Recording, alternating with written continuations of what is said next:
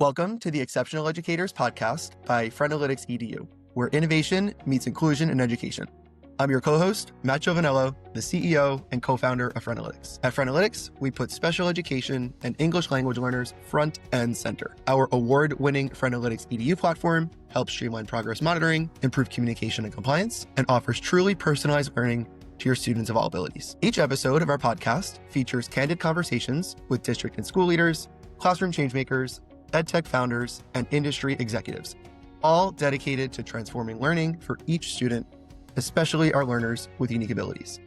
With a focus on extraordinary educators and the exceptional students they serve, explore the latest in special education, accessible technology, and inclusive leadership. In this episode, Exceptional Educators is exceptionally thrilled to welcome Dr. Jeff Hartmann, the superintendent of Galion City Schools in Ohio. With over 2 decades of educational leadership across Ohio and Pennsylvania, Jeff brings in a deep vision for student excellence, rooted in community partnerships and data-driven innovation.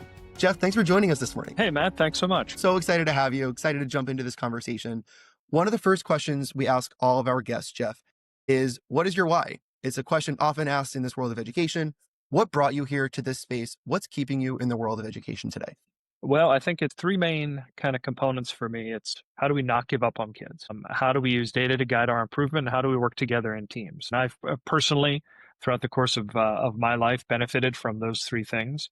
And so I really think kind of my entire professional motivation is how to pay that forward. It's worked for me. People have done that for different scenarios in my life. And how can I do that for others? That's awesome. I know you've been a longtime educator, starting as a teacher and a principal and now serving as superintendent. So let's get into those early days.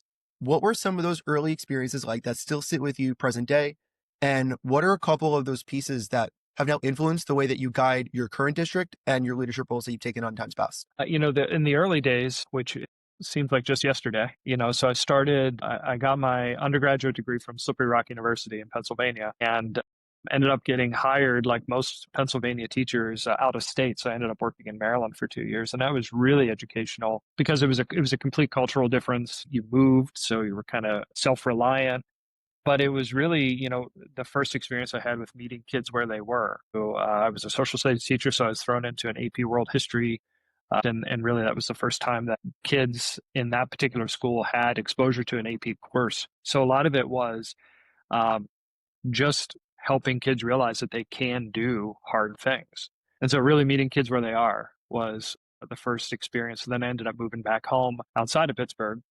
And I was there for a period of time. And it was kind of the same thing, although it was a different technique. So then I started realizing you got to differentiate your approach. So I was kind of solid on the whole Maryland thing, but that technique didn't always work in the PA scenario. And so it was really interesting kind of transition. It was also the first exposure and experience to the power of good teachers and the power of good teaching. Because I tell you what, good teachers are worth their weight in gold. There's a really, really good book, Never Work Harder Than Your Students, Jackson, and I really took that to heart. It fits in with the authentic learning stuff that we'll talk about in a little bit. Kids don't care how much history I know.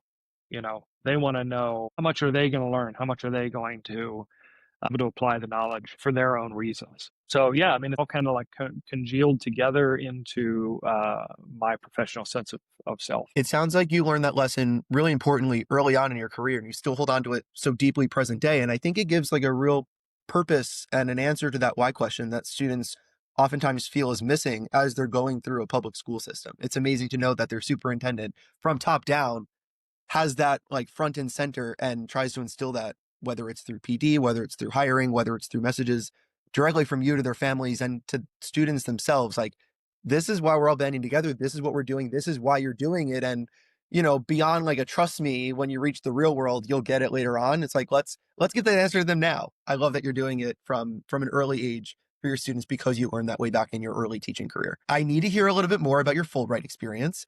I know that you're accepted to the prestigious Fulbright Leaders for Global Scholars program, and Galion Schools was singing your praises when they hired you for your participation to that back in the day.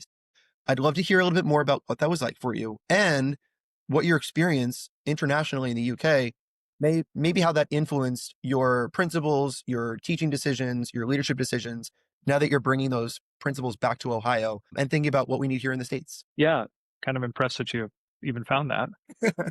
Yeah, the Fulbright thing was fascinating.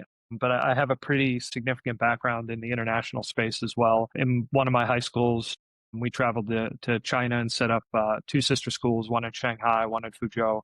That was a fascinating experience. I traveled to Rwanda, to Kigali, to a conference there to learn about, it was a peace conference supported by Kent State and the University of Rwanda. And then the Fulbright experience when I came here. And, the thing that always sticks with me is, for as different as those spaces are, how similar we are. I'll never forget being in a school in China. I think it was in Beijing. And there's just this little kid, big backpack, little body, just kind of what we see here in kindergartners. And he's just wandering around the hallways. He just doesn't know where to go. He's just confused. It was adorable because the cultures are different, the languages are different, but we still have kids that need help. We still have kids that are confused, kids that need a sense of hope and a sense of direction, regardless of their circumstances. The techniques change, the approaches change, the cultural and historical contexts change, but it just always strikes me of just how similar things are. I would probably say the UK had perhaps the most evolved sense of pedagogy, teaching and learning structures, in that they were not so, they have their GCSEs and the A levels and that kind of thing, but they were not so test heavy. And their assessment of how schools are performing was very much let's get a team together and let's go see these schools. Let's do a site visit. They had that on a rotating basis, between 3 and 5 years. Different inspectorates that were set up to do that. Very much kind of a peer review process of here's the rubric. We're going to come in and see if you're doing these things at different levels. And it's a very different approach than what we have here in the States, where it's such a test heavy, are you making the mark? Are you not? And what we do in schools is so qualitative. How do you gauge the relationship between a teacher and a student? You have to see that in action. You can't put a test metric around that. Can you do different surveys and whatnot? Sure. But even that doesn't really peel back the layers of, this is a teacher that believes in me, that I'll run through the walls for because we had such a really great relationship that's developed. Or the kid that comes back 5 years later or 10 years later, or I remember that teacher because. And the UK seems to have that structure. They also have a very different administrative realm where a lot of administrators, with the exception of the principal, are also teachers. So they have a foot in that world, but then a foot in the leadership world as well. And that creates just a lot of camaraderie and kind of empathy, because sometimes I think as administrators, depending on how long you've been in, sometimes we lose the idea of what it's like to be in the classroom. Despite your best efforts of wanting to remain close, it's an unfortunate function of the duties of an administrator here. Oh, absolutely. Yeah, so I'm going to go and cover a class, or one of our preschool classrooms, because the teacher won a prize. And, she said, I don't think I'm going to leave. I just want to watch you interact with my preschoolers for an hour, which. That is adorable. You're going to have the best time there. I wish I could bring this camera and follow you into that preschool class. That would be adorable. Sitting in on preschool classes is one of the cutest things I've had opportunities to do across the districts we work with. So cute. Yeah. Okay, I have a lot of questions for you, Jeff, on this Fulbright experience and the outcomes that came out of it. One of the pieces you brought up just now is the philosophy of administration, and how schools are built and function and look and feel like in the UK are markedly different than here in the US. I know there are benefits and drawbacks to each of these different styles. Based on your professional experience and opinion, what do you think some of those benefits of the way the UK does things in education are compared to what we do here? And what do you think that as you return to the States, we still do better? I think one of the benefits just in their day-to-day, the way they have their daily schedule set up, is just allows for more flexibility for kids, for teachers, for administrators. It also allows for a lot more democracy. The part that I kind of rolled into some of these schools, and I was just like, they have like 5 assistant principals for a school of 500 kids. Like, that's kind of crazy. Well, the reason for that is because each assistant principal has a focal point. Maybe it's student services, maybe it's special ed, or they call that SEND, or maybe it's academics, or maybe it's student discipline. They have different focal points, but that's only part of their day. The rest of their day, they're doing classroom stuff, they're teaching. So it allows for kind of more share the wealth kind of scenarios, which from a morale perspective in today's age, having teachers feel like they're part of the team, that they're part of the solution, and they have a seat at the table. I mean, those sort of things are huge. We have a team here in my district called the LEADS team, Leading Educators and Developing Students. And it's connected teachers, and we all sit together and we go through continuous improvement processes that are focused solely on the space between student and teacher. So, we use the instructional core component from Harvard, and we look at kind of the elements within the core and how do we improve the interaction between the teacher, the student, and the content. And that's all that that team focuses on.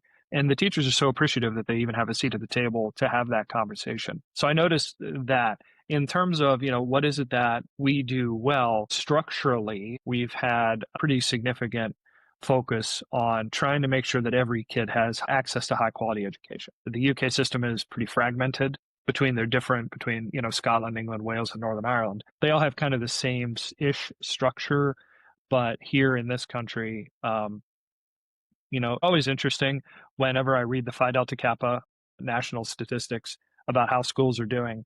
And it's always, schools nationally need to improve, but my school's great. I'm like, wait a second, that doesn't make sense. I just go, all right, whatever. But when you go and talk to parents, even our parents, for the most part, people are happy with what's happening in their child's school. And I think just kind of the unfinished project, as it were, in this country is really kind of something I noticed, but differences between the two. It's really interesting. I think as you make your return back to the US as a part of this timeline that we're now going through, you've served in administrative roles across a lot of districts. As you reflect, can you think of a particular district? Like I know you were at Pottstown in Pennsylvania. You were in a couple of districts in Ohio before Galion. Were there any districts in particular where you channeled those principles of your time, either through Fulbright or in your teaching positions prior, where like this district needed more help or this district was more ripe for reform? Is Galion kind of district where you had a lot of change in your 2.5 years as superintendent? Where did you kind of pour the most amount of those resources, if you had to pick one, into any of those districts where you've been? That's a hard one, Matt, because and anybody who's going to watch this and knows me probably is just kind of like either smiling or laughing at this point, because it seems like wherever I go, I just end up going into those districts where it's like we do this, but how do we do it better? And I just happen to be naturally built that way. So, I'm all in whenever I come into a system. Stowe, I was there for 8 years. We did a lot of really, really good things, especially around the collaborative PD space for teachers. How do you work together in teams? How do you end up doing the data component? All of that kind of stuff. So, that was enjoyable. And then certainly my work here in Galion has been really it's been enjoyable. It's been motivating being in a superintendent role and having kind of the keys of the kingdom, so to speak, being able to make recommendations to our board to say, hey, we need to do this because it's going to be good for kids. And then helping remind everybody the kid facing aspect of this, why should we do this versus this? And it's very much a question of adult needs versus kid needs. And then is it best for adults or is it best for kids? And sometimes what's best for kids is a little bit harder for adults, and what's best for adults is maybe not the best thing for kids because of whatever. Yep. But just being that person to continually hold up the mirror, I guess, and say, is this the type of place and people we want to be? Right now, we're going through a process in our district in Galion about mission, vision, values, belief statements, roles. We call it the directional system. We're working with a consulting group to help us articulate all of that so that I can give a single sheet of paper to staff and say, all the stuff on this list, you do what you got to do. This is the boundary in which to do it. Don't got to ask me questions. Don't got to get permission. Here it is. That's awesome. What a wonderful goal to actively be pursuing right now. Running a 1,700 student and 300 staff district, that's no small feat to be like, here's your single sheet of paper of marching orders, anything within the general boundaries of this is your license to go ahead and make our district a better place, right, by helping us achieve these specific objectives. That's really cool. Like this is no small feat to be leading the change kind of in a very active state at a district like Galion. And, reputation jokes aside, I think it's a really good one to have, that you're coming in and you're like, okay, I'm ready to impact some change. I'm not ready to just sit here and continue with the status quo. There's always an opportunity for us to do better, no matter how good we are, because the reality is there's always room for improvement. And even if we think we're the best, maybe our numbers say otherwise, or our parents say otherwise, or our student outcomes say otherwise, or our staff says otherwise, whatever that, otherwise might be. So I'm glad that you're not, just ready to sign up and continue to do the usual of your predecessor, whatever position you might have been in the past, or whatever district you might find yourself. One of the things there, Matt, just to follow on, is it's taken 2 years for us to kind of revamp our why as a district as a whole. And so we finally settled on, at the end of last year, and we did all of our marketing, is our tagline at Galion City Schools is courage to climb. We give kids courage to climb. Because believe it or not, tigers do climb. And I challenge listeners to go and Google that and find out why. But tigers climb. And so how do we give our teachers and our students and our community really the courage to climb because we have a high poverty rate here. We need to give our kids hope. We need to give our community hope. And so, what is that common refrain? So, when teachers came back this year, courage to climb was everywhere. I mean, it's above doors, it's on walls, it's all over the place. And that's the common refrain: is you want to go on a field trip, you want a PD, you want curriculum, you want this thing. How is it going to give our kids courage to climb? That's the common question. That's such a cool tagline. I'm really glad you brought that up. It's interesting because you have a high poverty rate, you have a mixed enrollment by diversity, and yet you have really high graduation rates. And so the supports that you have at your district, just to go through some of those, we have about a 94% high school graduation rate across, a plethora of student needs. Maybe let's get into that a little bit. We'll change gears. Tell us a little bit about some of the frameworks, the supports that you have in place. You talked about increasing staff capacity since you started your superintendency tenure. That's one piece of this puzzle, right? What other supports do you have in place to meet the growing and diverse needs of your students? And of course, you're on a podcast about special education and English language learners, so we can think about it in that context as well.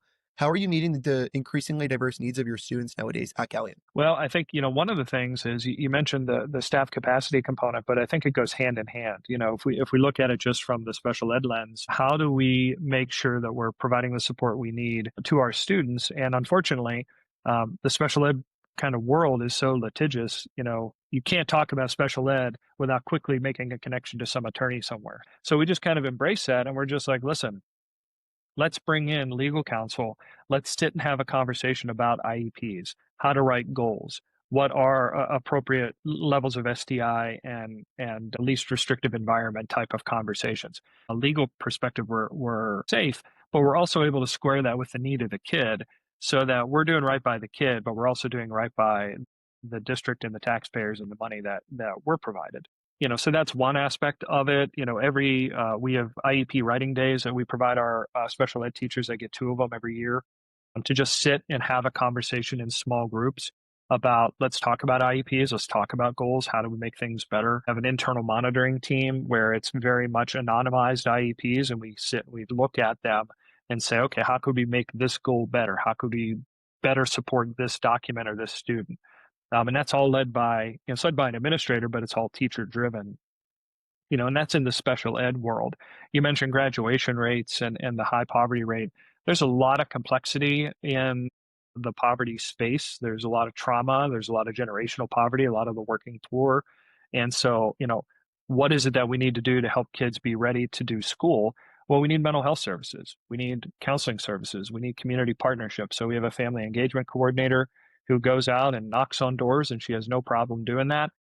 She came from the juvenile justice world and is kind of fearless and knows the social services to hook families up with whenever there's a challenge in that way. We have social workers and school counselors now that if kids can't get counseling on the outside, we can provide that support, on the inside, because we're not immune to the fact that, maybe something went on last night at the house and the kid's not ready to do school. Okay, well, the kid needs support to do school. They're not going to care about math if they just saw, their aunt or their uncle get arrested last night. So how do they process through all of those conversations?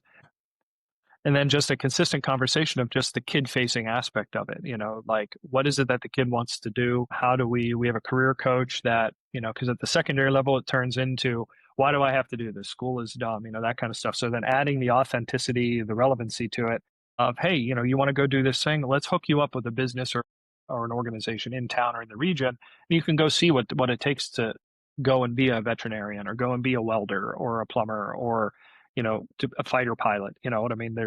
We have a ton of connections in our community and just leveraging all of those so that we can meet the need of the kid. So I think it's just kind of a continuum of services to offer. And when you have high rates of poverty, those services become more encompassing, but you never really lose the focus on the kid facing aspect of it. I think it's extremely important in the wake or in consideration of the very varied backgrounds that your students have, including those coming from high poverty backgrounds, including those coming from first generation student backgrounds, those coming from into a special education track at your district, that those experiences and those opportunities are there. So it's amazing to hear that the district not only is aware of them, but you're continuing to invest in them. Some of the themes that I heard you mention, Jeff, just to kind of put a fine point on them, I think you're coming from an aspect and a position of trust and building that trust to make sure that everybody feels supported throughout this whole journey. I think you're also shifting the mindset from one that's a little bit more reactive to one that's proactive. Just going back to your examples of IEP writing days, making sure that as a team, you have capacity to review IEPs in that anonymized fashion to make sure that, hey, we are putting together goals that are individualized, that they're measurable, ones that we can act on so that, in a world where things might be litigious in that special ed space, how do we get ahead of it? How do we better service the needs of our students? Because at the end of the day, everybody wants to, but how do we do that from a more proactive basis and make sure that our staff are as supported as they can so that, the bulk of their time is not being poured into a lawsuit or something similar to that. So just kudos for some of those examples. I'm really glad you're bringing them up. I think it's also a really Yeah. good segue into authentic learning. I know that's a really big piece that you're proud of. So, first off, give us a definition of what authentic learning looks like at Galion and what your big push over these past couple of years has been like to better meet the needs of your students and give them these real world experiences that we just know they're craving that maybe historically they would not have access to or they haven't in times past. Yeah, sure. So the definition of authentic learning that we have in our district is what is the meaning or the relevancy for whatever the task is beyond the academic. So we know we got to do XYZ because we have state standards and whatnot, but what else is there? There has to be something else for why we're learning the Pythagorean theorem. There has to be something else for why we're learning to conjugate verbs in Spanish. There has to be another level to that. Different examples of that. Our PR person today is going to do some pictures in Spanish in our Spanish classroom because they're collaborating with other classrooms throughout the district. Because sometimes, if you're struggling with that, what is the purpose beyond the academic? Maybe sometimes the purpose is revealed whenever you end up going and teaching it to other people. So we just had our football team go to the elementary school and read to some of our elementary kids. We have fifth grade classes going to help kids learn to spell in the primary school building, the K-1-2 building. We'd have, and I'm pointing over there, you can't see it, it's our high school. The woodshop just created free libraries for us to put all over the all over the camp, the community, and we just fill those with books. We ended up getting book vending machines um, recently, which literally is a vending machine that has books in it. Kids get a token or a coin for kind of the PBIS thing for the caught doing good, and they can go and buy a book of their own. So there's just a variety of things that we're kind of pivoting to because we realize that education is the great equalizer. Education truly is a panacea. It can cut through and disrupt the cycles of poverty. And we are very much engaged in a cycle of poverty here. So how do we give our kids a leg up? And so how do we give them that courage to climb? And these are the opportunities to do that. I'm really glad you made that reference and quoted how education is that panacea. It's the single greatest way to uplift a generation historically, such as yours, that have been in this cycle that you can't seem to break it. That's 100% true. I think that adopting and getting belief in that mindset is also a big barrier, and some communities face headwinds in understanding and believing that to be true. And it sounds like you made great progress and offer countless ways for those generations that feel that way or those families that feel that way to realize like, hey, this is like our path forward. This is how we could break through this systemic problem. I know also you gave a couple examples through authentic learning of Mhm. exposing students to experiences that they would never, ever, ever otherwise have access to. I think your Civil Air Patrol program is one of them. You briefly alluded to that. Yeah. Expand a little bit more about what that ROTC like program might look like for students who would never even know that Yeah. out there in the real world. Yes. Civil Air Patrol is generally the unofficial moniker is America's best kept secrets. Listeners can go and Google Civil Air Patrol, go civilairpatrol.com or cap.gov. It's the Air Force Auxiliary. They have a cadet program. They've been around since the 40s. December 1st, 1941 is when they were officially chartered. Um, Ironically, I was part of Civil Air Patrol. I still am. And so that was a tremendous impact for me growing up. And they happen to have a program where they can do it during school. Typically, it's a 2 hour in the evening, once a week type of meeting. But we decided to leverage the school program. And the difference between the ROTC component and the CAP component is CAP can start at sixth grade, so 6 through 12 versus 9 through 12. Yes, the district has to pay for the instructors and a lot of the material support, but I was able to get it up and running sooner. Quite literally, the DoD wait list for an ROTC program is anywhere from 5 to 7 years long, and Oh, our wow. kids need support now. Yep. Um, and why CAP? And well, first, there's a STEM component to that. So there's a strong aviation, obviously, component to it. But there's citizenship, teamwork, communication, character development. There's a lot of other pieces to it. They're a military focus. Yes, but it's more about just being a good human. And how do you make the right choices? Do you even know what right choices are? And so, when I mentioned earlier about that space between having kids ready for school, this is one of those tools that allows kids to be ready for that. We have so much interest that we ended up having to hire another instructor. So we don't just have one, but two. And then I just had the middle school principal talk to me a couple of weeks ago and ask if we could hire a third because her middle school kids just they keep clamoring to join the program, and we just don't have the capacity at this point. What a good Um, problem to have. That's awesome. Absolutely, absolutely. But what is it? The stuff that they do. There's your typical ROTC ish types of experiences. But in June of 25, we ended up taking about 20 kids to Wright Patterson for a week long experience with 500 other kids from across the country. And I was there. One of our teachers went down as well. I mean, we had our kids flying an airplane. Like they went up with the certified instructors as part of the Civil Air Patrol experience.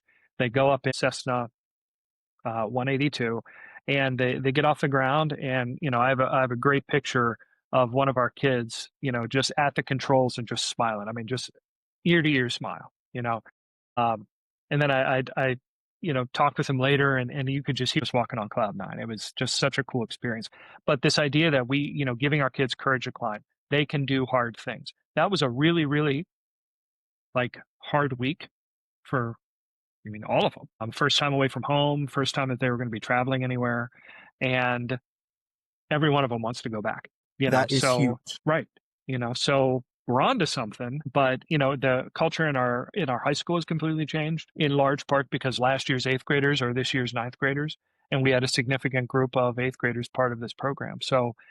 We have great instructors. Kids are really engaged. Our parents are seeing changes at home. I just had bus drivers talk to me about the differences they see in the kids that they've grown up with, because I think bus drivers are one of those unsung heroes Yep. that see kids throughout their development experience, right? From kindergarten all the way to senior. And they're telling me I'm seeing a difference in the kids that are part of this program. So just another way of bringing relevance into the school environment. Jeff, you must have had an inkling about the impact that this program could have on your students, but did you foresee the significance of this impact? Like, were you anticipating this to be as incredibly impactful and successful as it ended up being, or was this a surprise to you also? It wasn't a surprise for me because just being here for a period of time, it was very clear to me that we had a group of kids, and really middle school is kind of the sweet spot in a way, Mhm. where kids are just starting to discover who they are. They try on different personalities. They do different things. God bless our middle school staff and middle school staff everywhere, because it takes a very unique human being to do that.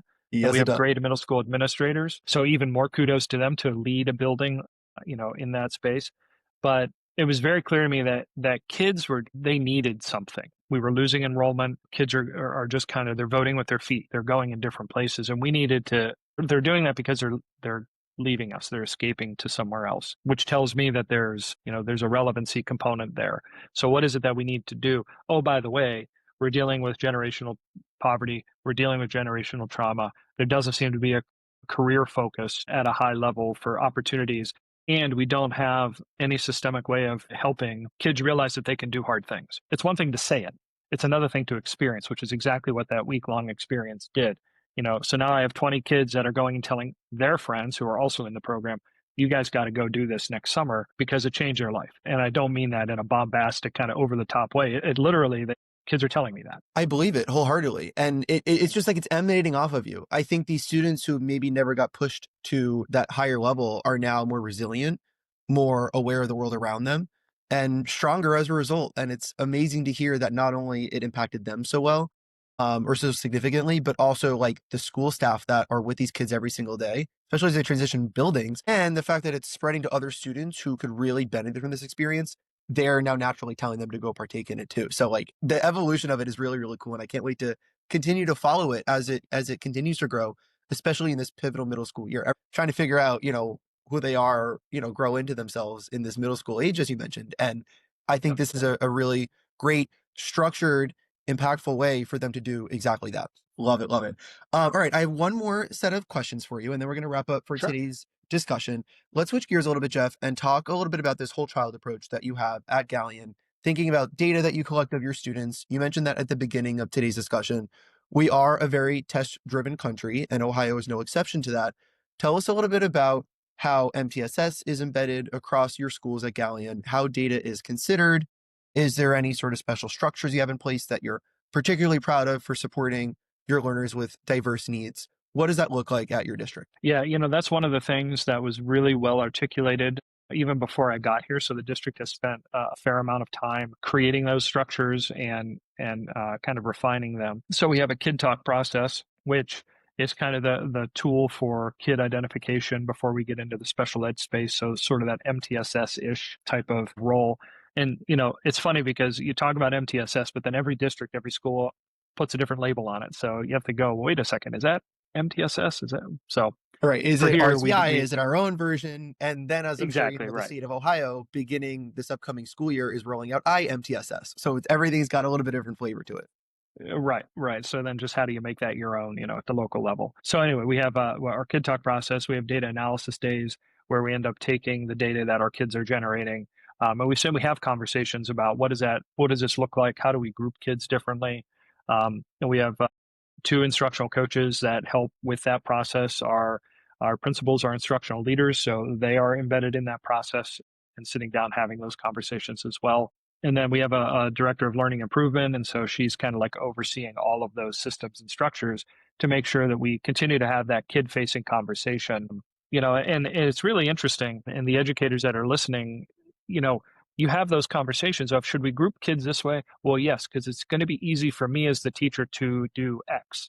But then we could group the kids this way. It's going to be a little bit harder for me, the teacher, to do X, but it's going to be better and more coherent for the kid from their perspective. So every day it's that conversation of, what's best for adults versus what's best for kids, and how do we make sure that we're servicing the kid in the best way possible. So that whole child approach, it's easy to forget it because the systems and the structures, the default setting of schools, if you will, is not set for the kid facing aspect of it. And one of the reasons, Matt, that we ended up going into the directional system values conversation is because this district, previous district, every district I've been in, what's best for kids? And if I ask you that question, your answer is going to be different than my answer versus every other person who's listening to this podcast. Their answers are all going to be different. And at Galion City Schools, we need a common definition of what is best for kids, because without that, it's going to default to our own experiences as learners, our own experiences early on in our careers. But we need a common definition because we need to kind of row in the same direction. We don't have, we're not replete with resources. We need to use those responsibly. Whether that's time, whether that's money, whatever it is. But if we continue to fight each other because we don't have a simple common definition of what's best for kids, well, what are we doing? I think both things can be true, Jeff, as you're getting at. The discourse on that definition and the differences of opinions are important, but if there's no consistent answer to serve as guiding principles, then everybody's going to take that different directions. And at best, it's inefficient. At worst, everybody's working against each other. And the irony Right. is, while you're trying to benefit students the best and serve them in the best way, we're actually falling way short of that promise because everybody is, kind of heeding to their own principles and, kind of counteracting each other's efforts. Yeah. So, and, at the end of the day, mom and dad are sending us their kids. They're not keeping some kids at home. They're sending all their kids to us. And so their pride and joy. And we have to acknowledge that. We have to accept that and meet the kids where they are. But then also realize that the kid that is coming from this home over here maybe have means versus the kid over here may not have means. And if you ascribe different meanings of what's best for each one of those kids, because maybe this kid needs tough love and this kid needs a break. Well, do they? Maybe they don't. Maybe, let's have that conversation. Let's come to an agreement on what is it that all of our kids need. And, sometimes teachers just need permission. This year and last year, I literally gave our teachers permission slips. You have a permission slip. Here it is. It's signed by me. It says right there, you have permission to do something different and new. Love it. And the number of teachers that at the end of the year I said, did you guys actually use that? Some of them raised their hand and said, yeah, but many others had it like tacked up on their board above their desk, just as the reminder that they had permission to do something different in service of kids. It's the physical reminder that somebody could see on a daily basis that might just be enough to push them over the edge. And so whether it feels Absolutely. slightly gimmicky for somebody to not actually redeem and hang it up on their board above their computer, if they feel that like I'm actually going to carry through on this and execute, who cares what method they use of actually employing it? The fact that they're doing it is what matters. Yeah. I mean, I'd have yet to meet a teacher that has gotten into the field because they dislike kids. Everybody gets into this field because they want to do right by kids. They want to pay it forward. They're in the helping kind of mindset or whatever. And teachers are amazing human beings. They're dealers in hope. They help kids do hard things, courage, the whole thing, right? How do we as leaders, in some cases, get out of the way? In other cases, give them the marching orders so that they know what our intentions are and they know what right is. And that's where I think systemically that's where we all fall down. We get so hung up on mandates and whatever political nonsense is out there when really kids only care about what's happening. Is the teacher going to like me? And am I going to have opportunities to shine? Those are the two things that are in kids' minds. Right. So how do And we make that understandably happen? so. In the simple minds of Absolutely. kids, those are the priorities, and that's what they should be. It shouldn't be getting distracted by these other pieces that staff and administrators and all of us in this broader education world are getting caught up in. They got to get back to those basics. I'm glad you're reminding us Yeah, of that. I think it's really important. Jeff, today's episode just flew. We are at the end of our time here, and so I wanted to pose one more question for you. It's a good sure. segue to what we were just discussing of what really matters in the minds of educators and more importantly in the minds of students. And so our final question, what does being an exceptional educator or being an exceptional leader mean to you? It means never giving up on kids or staff. And I mention that because, everybody's like, oh, sure, kids, but, sometimes we have really, really good educators that are they've been burned in the past and they're terrified to try something new. Maybe they're just risk averse and they just, they're in a routine and they're familiar with that and the thought of doing something different.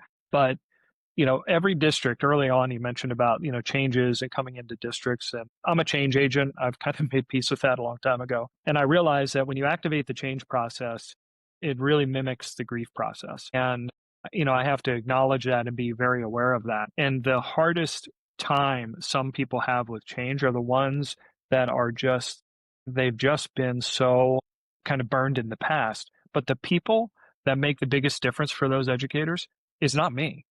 It's the person next to them that leans over and says, hey, I think you should give that a shot. I'm not giving up on you. You're a good person. You're going to do right by kids. Give it a shot. I see you kind of thing. So we know not to do that for kids. We don't give up on kids, but I think sometimes we forget about not giving up on staff and colleagues as well. I think that's really important for everybody to keep top of mind. I'm glad that you do. I think your staff are eternally fortunate that you do. Your administrators, your parents, and of course, most importantly, your students are really grateful for that as well. And the fact that you're a change agent, we need more of you in this world, especially in this space of education. And so thank you for your commitment to the districts that you serve throughout your tenure in education, all the way from teacher to now superintendent at Galion. And thank you for just spending some time with us this morning, sharing your thoughts, sharing your leadership perspectives. I certainly learned a lot through this conversation today, and I know our listeners will do as well. Jeff, you are exceptional. You need to be reminded of that. I think you're far too humble. You are just so authentic, and there's a ton that we can learn and strive to achieve and apply into the schools that we all support and work in from today's conversation. So thanks for just sharing some of your thoughts. It was really great to be a part of this discussion with you. Absolutely. Thank you, Matt. Absolutely. It was such a pleasure having you on this morning. To all of us listening to today's episode of the Exceptional Educators Podcast, thank you for joining us. I look forward to seeing you at the next one.